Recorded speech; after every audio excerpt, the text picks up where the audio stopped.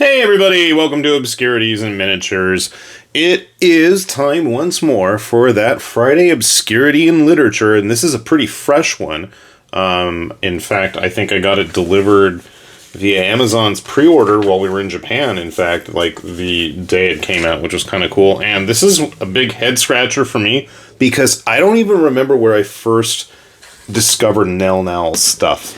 But they've got a really fun, unique style, and I figured, hey, why not? Why not support some interesting and fun artists? Because, I mean, yeah, as much as I love mecha and fantasy illustrations, I do have a soft spot for just character art books, and that's what this book is. So, this book, as you can see down here, takes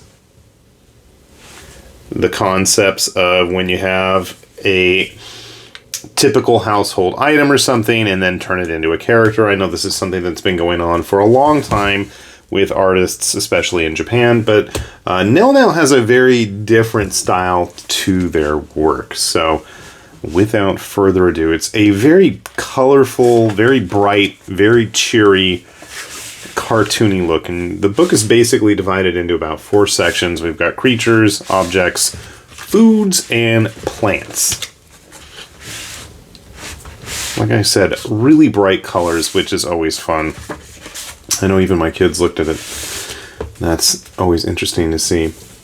And this is actually kind of cool because one thing you'll see here, even though it's not the best focus, and I'm not going to spend too much time on it, because if you want to grab your own copy, you can enjoy it yourselves. You'll see that it is bilingual in Japanese and in English, as well as some information about some of the stuff that they have worked on. Anyways, so we'll start with the creature section.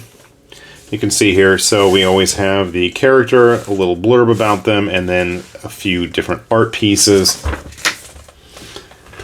And the fact that Nelnal has done Pokemon illustrations should not come as a surprise to anyone. That's the thing, I think their work really gives off a very Nintendo-esque vibe, that kind of family-friendly, very colorful, bright, cheery. The Hermit Crab Paguro.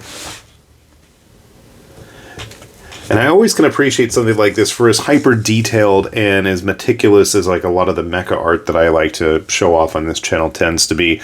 It's kind of cool to see, you know, just very clear, definite lines where it looks simple, but, you know, there's a lot of effort and work that goes into making things so kind of simple and clear. And from like a character design point, it takes a lot of work, and it's kind of cool to see.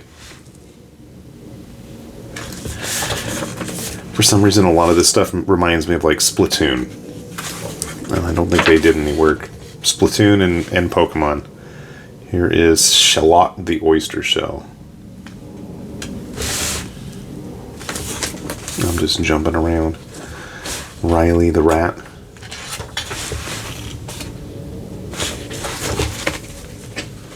I like this one. Roly the snail. Again, just those bright, vivid colors. There's a funness to it. It's not all gritty and dark. And you know, if you see some of the figures that I tend to enjoy on this channel, like Bestiarum and Kingdom Death stuff, it's like such a polar opposite. And again, a very, I don't know, Pokemon-esque vibe with this work. Obviously, a skunk. The octopus, Chris Kurisu. The ant. It's always interesting, you know, that use of like the negative space with the blacks for the bodies there. Some of the objects. Mordred the mop.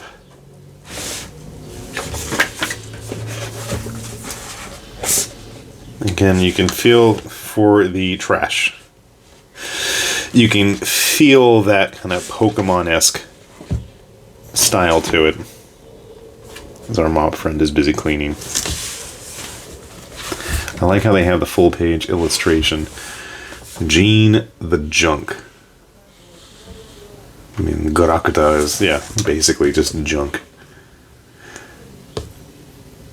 Aruberto the Belt. Beltman! Just fun, silly designs. Yo-ho the Cannon.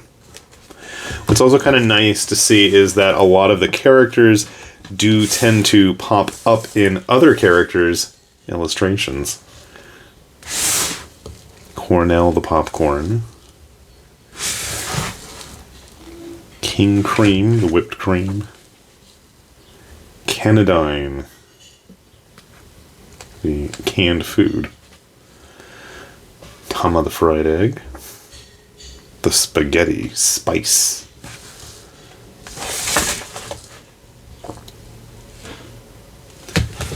Blue the ice cream. Like I said, so they always have like these little interludes between sections where you'll see a lot of the different characters showing up. Our popcorn friend. And it's kind of nice to see the, comic pages are all, wordless as well. The plants. I'm not feeling this one for the tulip. Charlie the tulip. I don't see it. But that's okay. Drill the cactus is kind of cool.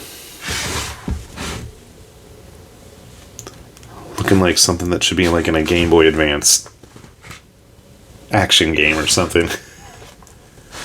Melody the watermelon.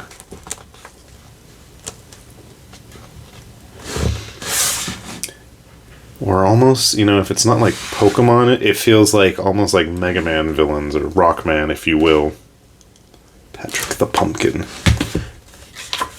And as we jump to the back, the mushroom.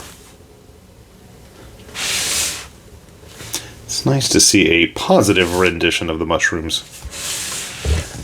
I feel like Dark Souls did mushrooms a very major disservice, and I feel like I can't trust mushrooms in video games anymore ever since that. And just fun art. Something different, something fun. And if I remember correctly, according to the front, you get a little bit of, sample stuff in the back here.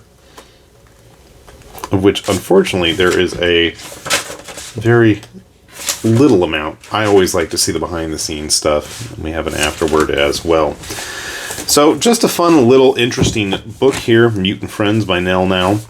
It does say it is a compilation. I haven't come across any of their other works. I have another artist I'm going to probably show off one of these days. Similar, that has a fresh collection of their works. I'd say much less established than Nelnal. Because again, I don't know where I even came across them at this point, but, it is what it is. So this is a relatively new book, and the fact that it's bilingual makes me wonder if we'll see somebody actually go ahead and bring it overseas. I mean, it's a very easy one. It doesn't require a whole lot of work, especially if they just leave the Japanese text in as is. So, keep your fingers crossed, or check your local Japanese import bookstores, I guess. So, with that said then, this has been High Lord Tamberlane with Obscurities and Miniatures, saying thanks for watching, and we will see you back here soon. Bye-bye!